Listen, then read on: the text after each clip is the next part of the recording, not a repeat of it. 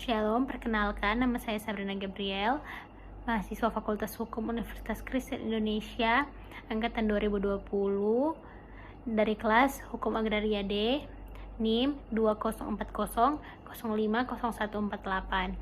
Sekarang saya akan membacakan UU nomor 11 tahun 2020 tentang Cipta Kerja Klaster Pertanahan. Pasal 125 ayat 1, pemerintah pusat membentuk Badan Bank Tanah. Ayat 2, Badan Bank Tanah sebagaimana dimaksud pada ayat 1 merupakan badan khusus yang mengelola tanah. Ayat 3, kekayaan Badan Bank Tanah merupakan kekayaan negara yang dipisahkan. Ayat 4, Badan Bank Tanah berfungsi melaksanakan perencanaan, perolehan, pengadaan, pengelolaan, pemanfaatan, dan pendistribusian tanah. Pasal 126 ayat 1, Badan Bank Tanah menjamin ketersediaan tanah dalam rangka ekonomi berkeadilan untuk A. kepentingan umum, B. kepentingan sosial, C. kepentingan pembangunan nasional, D. pemerataan ekonomi, E. konsolidasi lahan, dan F. reforma agraria.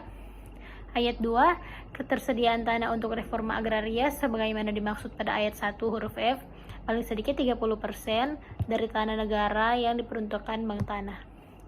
Pasal 127, Badan Bank Tanah dalam melaksanakan tugas dan wewenangnya bersifat transparan, akuntabel, dan non-profit.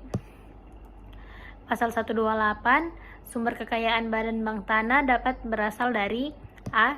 anggaran pendapatan dan belanja negara, B. pendapatan sendiri, C. penyertaan modal negara, dan D. sumber lain yang sah sesuai dengan ketentuan peraturan perundang-undangan. Pasal 129 ayat 1, tanah yang dikelola Badan Bank Tanah diberikan hak pengelolaan. Ayat 2, hak atas tanah di atas hak pengelolaan sebagaimana dimaksud pada ayat 1 dapat diberi hak guna usaha, hak guna bangunan, dan hak pakai. Ayat 3, jangka waktu hak guna bangunan di atas hak pengelolaan sebagaimana dimaksud pada ayat 2 dapat diberikan perpanjangan dan pembaharuan hak apabila sudah digunakan dan atau dimanfaatkan sesuai dengan tujuan pemberian haknya.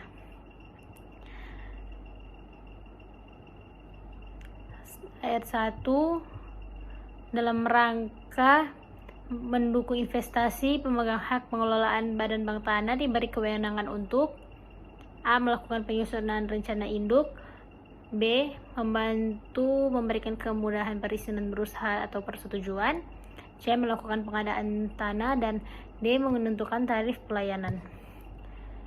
Ayat 2, pemerintah pusat melakukan pengawasan dan pengendalian atas penggunaan dan atau pemanfaatan tanah di atas hak pengelolaan sebagaimana dimaksud pada ayat 2 sesuai dengan ketentuan peraturan perundang-undangan. Pasal 130, Badan Bank Tanah sebagaimana yang dimaksud dalam pasal 125 terdiri atas A. komite, B. dewan pengawas, dan C. badan pelaksana. Pasal 131 ayat 1, komite sebagaimana dimaksud dalam pasal 130 huruf A diketuai oleh menteri yang menyelenggarakan urusan pemerintahan di bidang pertanahan dan beranggotakan para menteri dan kepala yang terkait.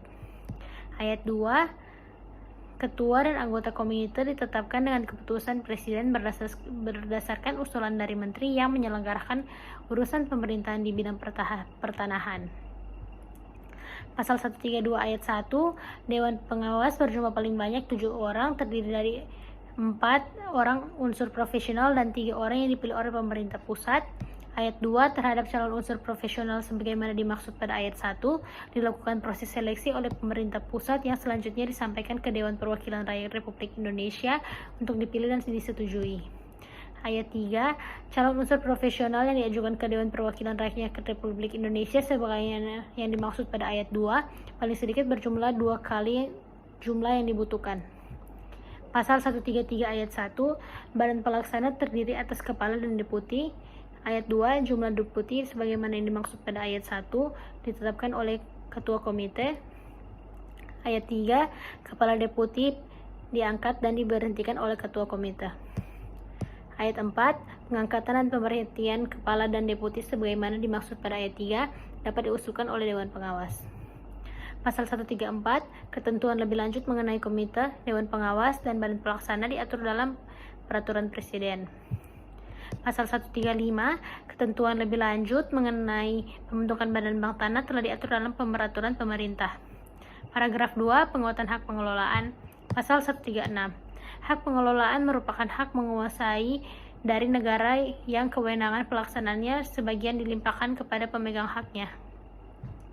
Pasal 137 ayat 1, sebagian kewenangan hak menguasai dari negara berupa tanah dapat diberikan hak pengelolaan kepada A.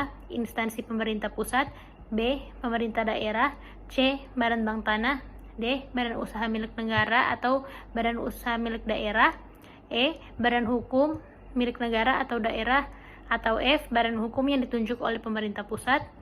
Ayat 2, hak pengelolaan sebagaimana yang dimaksud pada ayat 1 memberikan kewenangan untuk A. Menyusun rencana peruntukan, penggunaan dan pemanfaatan tanah sesuai dengan rencana tata ruang, B. Menggunakan dan memanfaatkan seluruh atau sebagian tanah hak pengelolaan untuk digunakan sendiri atau dikerjasamakan dengan pihak ketiga, dan C. Menentukan tarif dan menerima uang pemasukan ganti rugi dan atau uang wajib tahunan dari pihak ketiga sesuai dengan perjanjian.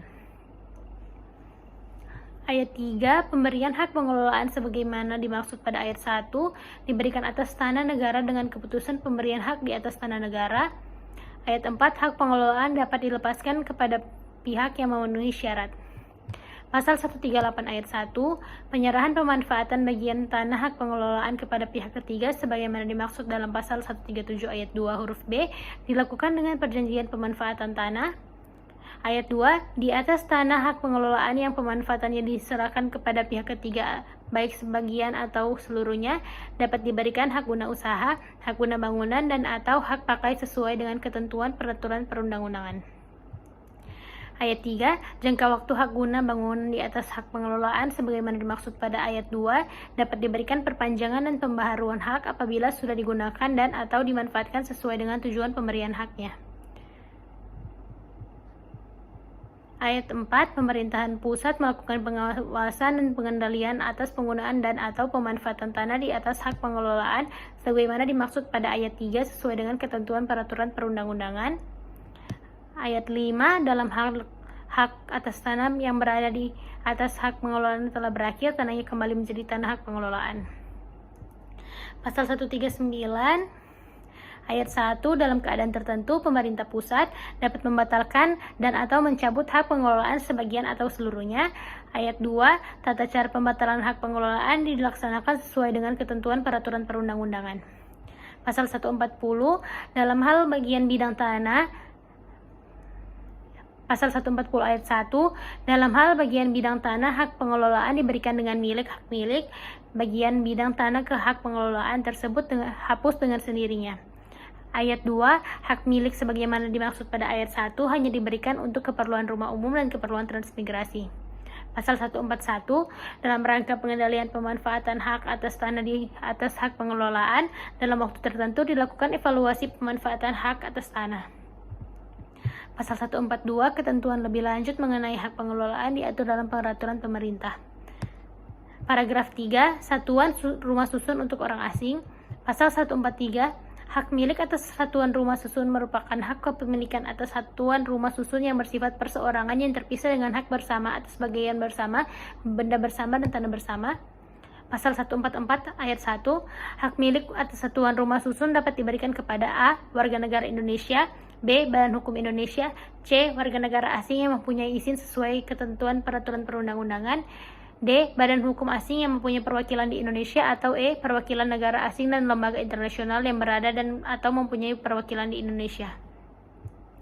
Pasal 2, hak milik atas satuan rumah susun dapat beralih atau dialihkan dan dijaminkan.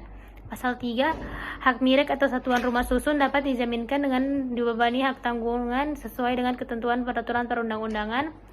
Pasal 145 ayat 1, rumah susun dapat dibangun di atas tanah A. hak guna bangunan atau hak pakai di atas tanah negara, atau B. hak guna bangunan atau hak pakai di atas tanah hak pengelolaan. Ayat 2, pemberian hak guna bangunan bagi rumah susun sebagaimana dimaksud pada ayat 1 huruf A dapat diberikan sekaligus dengan perpanjangan haknya setelah mendapat sertifikat layak fungsi.